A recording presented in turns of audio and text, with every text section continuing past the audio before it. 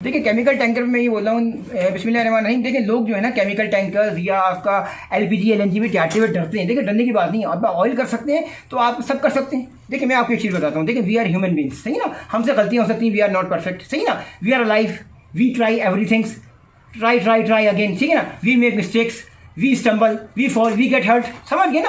तो अगर आप इधर चले गए, we growing and Allah keep us glowing.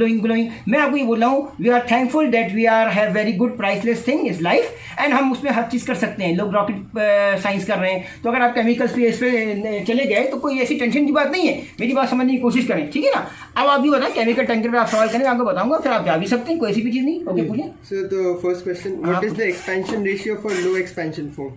देखिए आपको पता है कि हाई एक्सपेंशन फॉर्म होता है, लो एक्सपेंशन फॉर्म होता है, ठीक है ना। नॉर्मली ये होता है आपको 3/1 एंड अप टू अबाउट 15/1 ये हो सकता है, मतलब 1:3 से होते होते 15:1 तक हो सकता है। नेक्स्ट करें। So what is the minimum content of air in a self-contained compressed air breathing apparatus? ये इसमें आगे तक जा सकती है, 1200 लीटर तक जा सकती है, ठीक है सर, कोई टेंशन की बात नहीं, ठीक है। What is the denomination of specific gravity? देखिए इसका कोई डिनोमिनेशन नहीं होता है, ठीक है ना, आप समझ गए ना, स्पेसिफिक ग्रेविटी, सही ना। आपको पता है ना, कंप्यूटर बताने में कथावत क्या होता है, मास वॉल्यूम डेंसिटी, ठीक है ना। हाँ स्पेसिफिक ग्रेविटी, ठीक है, चले सही। Sir, according to the requirement for discharge category OS, ये एक रेशियो है एस जी जिसका आप जिक्र कर रहे थे ना, इसको रेशियो कह सकते हैं या निस्बत कह सकते हैं। अच्छा। वो आपका डेंसिटी कहलाती है, स्पेसिफिक ग्रेविटी इज निस्बत, है ना, टू वाटर। चल नेक्स्ट करें, आप पूछें अगला। Sir, according to the requirement for discharge category OS, हाँ। substances within a special area by how many times their volume of देखिए ये water? केमिकल टैंकर की खास निशानी है, कम से कम 10 टाइम्स होना चाहिए। Okay. हाउ मेनी टाइम्स क्या पूछा आपने, पूरा आगे तक कितना चला जाए ना, 10 टाइम्स। रेजिड्यूज वगैरह जो है ये जाने चाहिए, कम से कम 10 टाइम जाने चाहिए, ठीक है सर। अगला सवाल करें। So special area means a sea area where method for prevention of sea pollution by noxious liquid substances are required.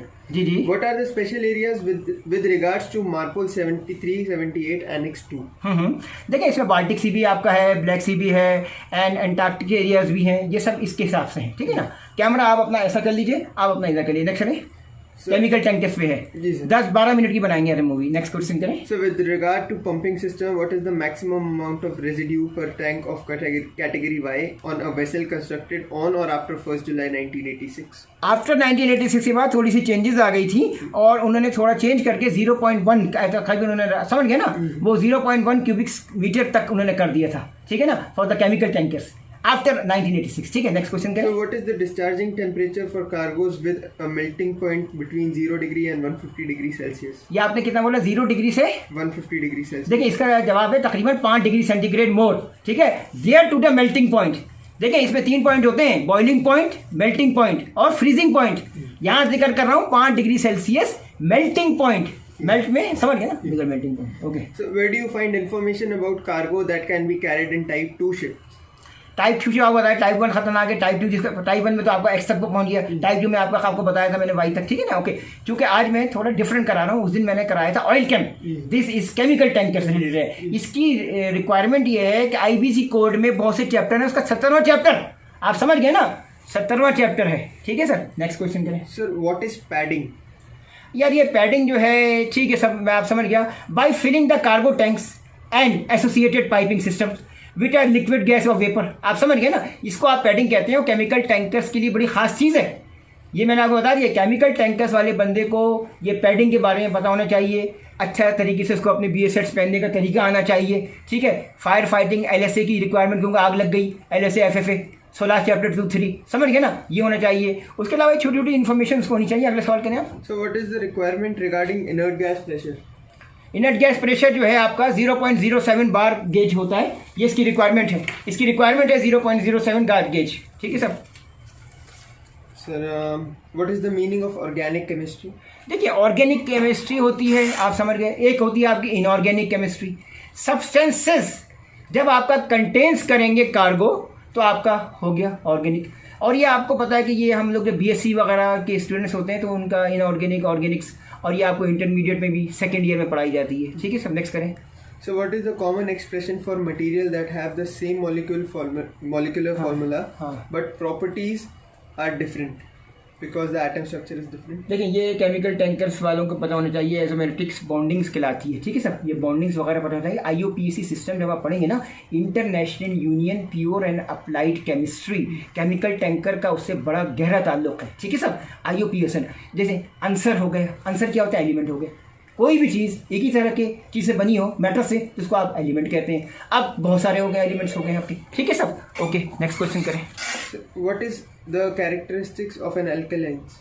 अल्कलाइंस की देखें होता क्या है, एक होता है एसिड, तेज़ाब कहते हैं, और दूसरा क्या होता है असास, इसको आप बेस कहते हैं। सो जब ये एसिड एंड बेस मिलते हैं तो इसको आप अल्कलाइंस, इसको आप अल्कली कहते हैं। नेक्स्ट करें।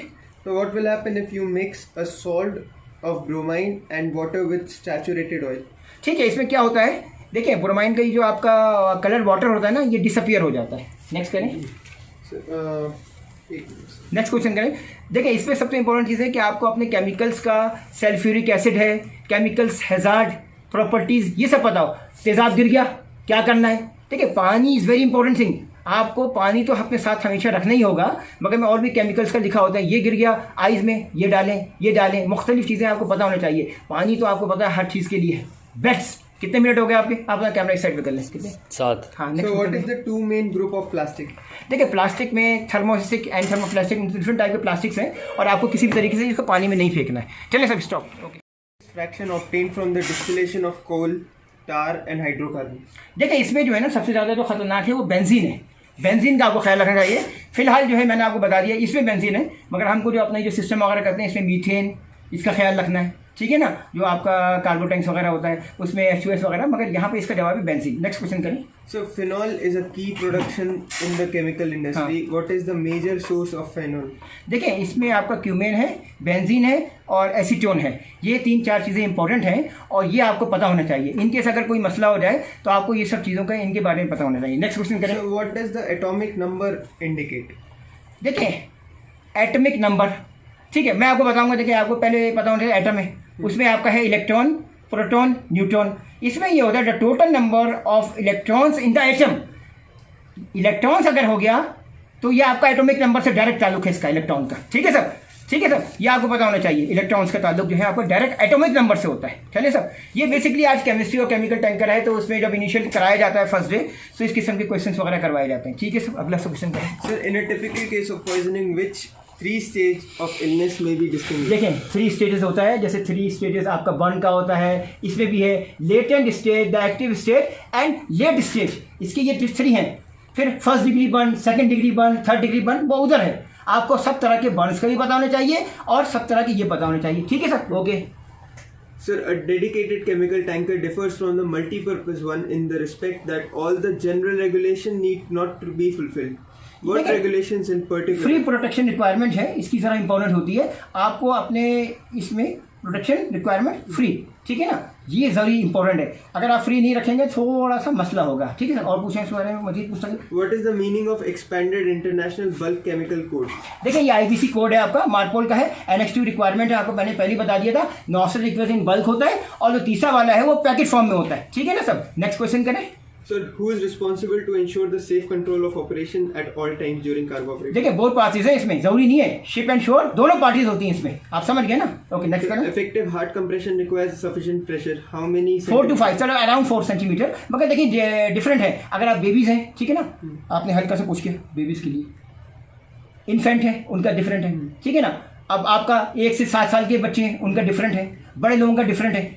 ये आपको शिप कैप्टन मेडिकल गाइड मिलेगी। ये नहीं कि आपने शुरू कर दिया बच्चों के साथ ऐसे, वो तो मर जाएगा। इन्फेंट का आपको हल्का सा प्रेस करना है ऐसे, ठीक है ना। देखें आप इधर इस तरह से, सबका अलग रिक्वायरमेंट है। चलिए sir. So what is the most important thing to do when the patient is not breathing but the heart is not stopped?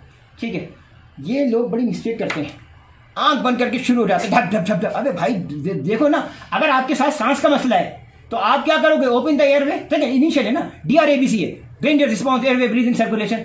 अभी फर्स्ट करो, ठीक है, इनिशियली आपने आपको रिकवरी पोजीशन में डाल दिया। अभी एक बंदे का जो है हार्ट, सांस सब रुक गया, तो आप क्या करोगे, फिर आप चेस्ट कंप्रेशन दोगे, ठीक है ना। मगर फर्स्ट कर लो, अगर दिल जो है वो सही चल रहा है, उसको साथ सांस का मसला है, तो आप उसको ब्लो दो ना, आप उसको ऑक्सीजन क्लियर करो। ये थोड़ी कि आप उसको चेस्ट कंप्रेशन दे दोगे, समझ गए ना। आपको ये पता होना चाहिए बंदे के साथ प्रॉब्लम क्या है। चलिए कितना टाइम हो गया।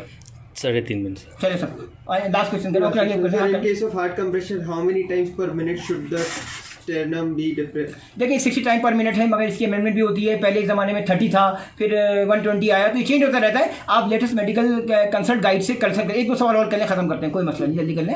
So where do you find information regarding minimum quantity of water to be used? देखिए मैंने बताया P&A मैनुअल है आपका केमिकल टैंकर का, P&A मैनुअल कहते हैं, इससे पता चलता है। नेक्स्ट क्वेश्चन So करें। where on board are you allowed to smoke while the vessel is alongside? देखिए डेजिग्नेटेड स्मोकिंग एरिया, आप ये नहीं किया जहाँ जिसे मुंह उठाए शुरू हो रहा है, बेड पे जाएंगे आप, जो है मतलब आग लग जाएगी, छोटी आग से बड़ी आग लगती है। Designated smoking area. नेक्स्ट करें। So what is the minimum requirement regarding